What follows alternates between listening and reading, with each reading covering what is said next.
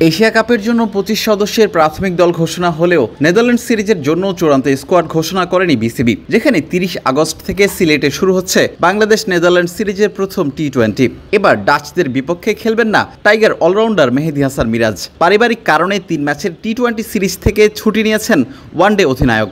যতদূর জানা গেছে, সন্তান সম্ভবা স্ত্রীর পাশে থাকতেই এই সিদ্ধান্ত নিয়েছেন তরুণ এই অলরাউন্ডার।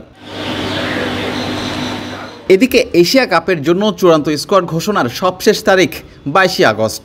এশিয়ান ক্রিকেট কাউন্সিল তথা এসিসির নির্ধারিত তারিখের মধ্যেই ঘোষণা করতে হবে চূড়ান্ত দল। গতকাল সন্ধ্যায় ঢাকা ছাড়ার পর সিলেটে পৌঁছেছে টাইগাররা। চায়ের শহর সিলেট থেকেই নেদারল্যান্ড সিরিজ এবং এশিয়া কাপের প্রস্তুতি সারবে লিটন কুমার দাসের দল। প্রস্তুতিকালীন সময় ঘোষণা হতে পারে নেদারল্যান্ড এবং এশিয়া কাপের জন্য মূল দল। অতিথিদের বিপক্ষে নিজেকে সরিয়ে নিলেও এশিয়া কাপের চূড়ান্ত দলে জায়গা মিলবে তো মিরাজের। এশিয়া কাপ শুরু হওয়ার আগেই ছুটি শেষ হচ্ছে মিরাজের, যেখান থেকে নির্বাচকরা প্রত্যাশা করছেন এশিয়া কাপে খেলতে পারবেন টাইগার অলরাউন্ডার।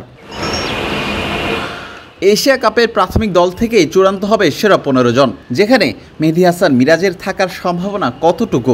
বরাবরই মেহেদী হাসান মিরাজের ব্যাটিং নিয়ে প্রশ্ন নেই, তবে একজন প্রপার অলরাউন্ডার বলতে যাকে বোঝানো হয় ব্যাটিং বোলিং দুই বিভাগেই একসঙ্গে জ্বলে ওঠার সামর্থ্য। টেস্ট এবং ওয়ানডে দলে একজন অলরাউন্ডার হিসেবে মেহেদী হাসান মিরাজ অটোমেটিক চয়েস, কিন্তু কোরিও ওভারের ফরম্যাটে এখনও নিজেকে মেলে ধরতে পারেননি। ব্যাটিংয়ে স্ট্রাইক রেটের সঙ্গে বোলিংয়ে উইকেট নেওয়ার সামর্থ্য, সংক্ষিপ্ততম ফরম্যাটে নিজেকে কতটা প্রমাণ করতে পেরেছেন? তবে সবশেষ ঘরের মাঠে পাকিস্তান সিরিজ শেষে নিজের ব্যাটিং নিয়ে বেশ সিরিয়াস ছিলেন। পাওয়ার হিটিং নিয়ে কাজ করতে দেখা যায় মিরাজকে। টাইগার দলের দিকে তাকালেই খুব একটা অলরাউন্ডার দেখা যায় না। বল হাতে দলের জন্য পঞ্চম কিংবা ষষ্ঠ বোলিং অপশন হতে পারেন মিরাজ। এবারের এশিয়া কাপের কন্ডিশন বিবেচনায় দারুণ কাজে লাগতে পারেন তিনি। তবে শেষ পর্যন্ত মিরাজ থাকবেন কিনা মূল স্কোয়াডে, নির্বাচকদের কলের জন্যই অপেক্ষা করতে হচ্ছে।